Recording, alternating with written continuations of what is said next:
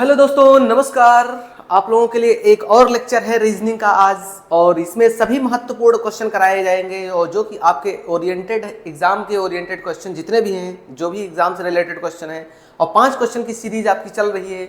ये NTPC, railway, SSC, bank वगैरह जितने भी एग्जाम है आप लोगों के लिए, सब में आपको हेल्प करेगा। तो चलिए स्टार्ट करते हैं आज का लेक्चर और देखते हैं कि इसमें किस टाइप का क्वेश्चन है।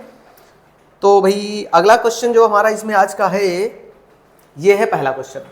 कह रहे नीचे दी गई श्रेणी में से लुप्त पद ज्ञात करें।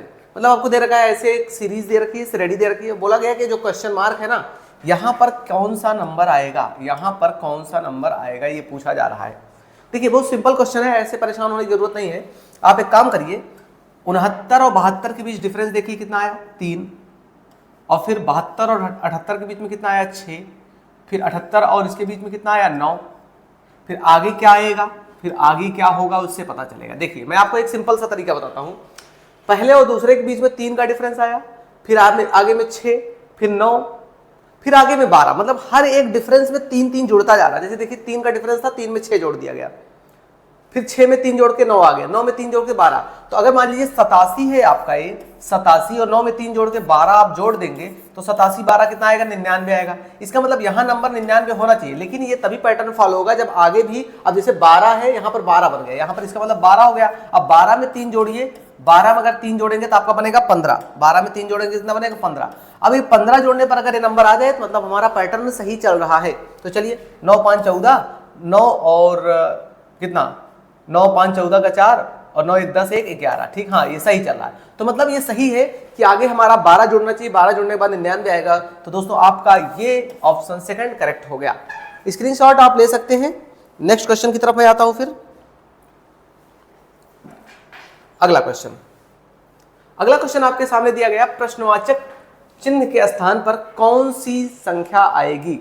मतलब जो प्रश्नवाचक चिन्ह दे रखा है, कौन सी संख्या आएगी। अगर आप इसको ध्यान से देखें तो ये 1 का क्यूब आपका 1 होता है, ये 1 होता है। ये जो 8 है ये आपका 2 का क्यूब है। ये 27 जो है आपका 3 का क्यूब है। आप देख रहे हैं कि 1 का क्यूब, 2 का क्यूब, 3 का क्यूब ऐसे चलता जा रहा है ना। 1 का क्यूब, 2 का क्यूब और 3 का क्यूब ये आपका चलता जा रहा है। तो इसका मतलब यहां जो आएगा ये 4 का क्यूब होना चाहिए। 4 का क्यूब, और 4 का क्यूब कितना होता है, 64 होता है। कितना होता है, 64 होता है। तो आपके ऑप्शन में 64 कौन सा है, चौथे नंबर पर है। इसका भी स्क्रीनशॉट ले सकते हैं आप। नेक्स्ट क्वेश्चन फिर मैं आता हूं। चलिए नेक्स्ट क्वेश्चन की तरफ। अगला क्वेश्चन, इसमें देख रखे हैं कि एक मतलब सीक्वेंस दे रखा है और पूछा गया क्वेश्चन मार्क की जगह पे क्या आएगा। अगर आप ध्यान से देखें, पहले एस आता है, एस के बाद टी आता है, टी के बाद यू आता है, यू के बाद आपका यहाँ पर वी आना चाहिए, वी के बाद आपका डब्ल्यू आता है। ठीक है, S T U V W, एक तो सीरीज आपको ये मिल गई। देखिए यहाँ सी है, सी के बाद डी को छोड़ के ई आया है, एक को छोड़ा गया है, एक का डिफरेंस है। फिर ई के बाद एफ आता है, लेकिन एफ को छोड़ के जी दिया गया है। फिर इसका मतलब जी के बाद एच आता है, लेकिन एच को छोड़ के आप आई लिख सकते हैं। आई के बाद आपका जे आता है, लेकिन जे को छोड़ के क्या लिख सकते हैं आप, के लिख सकते हैं। क्या लिख सकते हैं, के। ठीक, अब ऐसे यहां देख लीजिए, डी है, डी के बाद एक छोड़ के एफ लिखा गया है, यानी ई को छोड़ दिया गया, क्या लिखा गया, एफ। एफ के बाद जी आता है, जी को छोड़ के आपका एच दे रखा है। एच के बाद आई आता है, आई को छोड़ के आप जे लिख सकते हैं। जे के बाद आपका के आता है, के को छोड़ के एल लिखा गया। मतलब आपका ऑप्शन कौन सा होना चाहिए, वी आई जे। अब देख लीजिए वी आई जे आपका कहां पर है, आपका वी आई जे पहले में ही है। देखिए ऐसे क्वेश्चन का कराने का मेन रीजन ये है कि ये भी क्वेश्चन कभी कभी आपके दिमाग में काम नहीं करते हैं, उस समय दिमाग काम नहीं करता किस तरीके से सॉल्व करना है। ये छोटे क्वेश्चन है, आसान क्वेश्चन है, बात सही है, मैं मानता हूं। लेकिन ये क्वेश्चन आपके लिए छोटे छोटे एग्जाम्स में काफी हेल्प कर सकते हैं। ठीक है, तो चलिए नेक्स्ट क्वेश्चन की तरफ आते हैं। स्क्रीनशॉट आप ले लीजिए। चलिए यहां देखिए, ये क्वेश्चन है कि 3463 का 1245 से क्या संबंध है, इसका क्या संबंध है।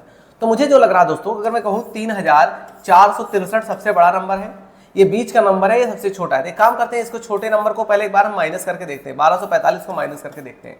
अगर 1245 को मैं माइनस करूंगा, 13 बनेगा, 13 में से 5 जाएगा तो 8, 5 बचेगा, 5 में से 4 जाएगा तो 1, यहाँ बचेगा कितना आपका 4, 4 में से 2 गया तो 2, 3 में से 1 गया तो 2, 2218। ये 2218 आ रहा, मतलब आप इसमें से इसको माइनस कर दे रहे हैं, यानी कि इसको आप माइनस कर दे रहे हैं तो आपका ये नंबर मिल रहा है। इसका मतलब इसमें भी वही फॉलो होगा। चलिए देख लेते हैं, 5324 में से माइनस कर दीजिए 3626।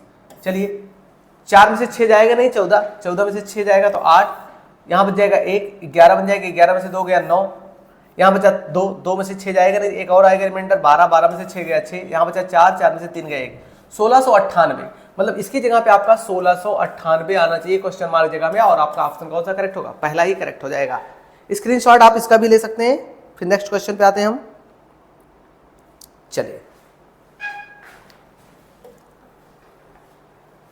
नीचे दिए गए संख्याओं में से उसे चुनिए जो भिन्न है। भिन्न मतलब बताना आपको इन सब में भिन्न क्या है। जिसे आपको नंबर दे रखा है 729, 144, 343, 512। अब आपको ये पता होना चाहिए कि कौन सा स्क्वायर है, कौन सा क्यूब है, आपको ये पता होना चाहिए। अगर मैं बोलूं कि 9 का क्यूब होता है ये 729, 9 गुणे 9 गुणे 9 करेंगे तो 729 आएगा। ये आपका 144 जो होता है 12 का स्क्वायर होता है, और ये जो है 512 8 का क्यूब होता है, और ये आपका 343 7 का क्यूब होता है। अब आपको एक बात समझ में आ रही होगी कि दोस्तों यहाँ पर एक बात समझ में आपको अच्छे तरीके से आ रही होगी, सभी चीजें आपकी क्यूब में चल रही है, लेकिन ये चीज जो है आपका एक स्क्वायर में चल रहा है। ये आपका किस में चल रहा है? स्क्वायर में चल रहा है, इसीलिए सबसे भिन्न है, और इसीलिए आपका ऑप्शन हो जाएगा कौन सा? दूसरा हो जाएगा, क्योंकि ये सबसे भिन्न है।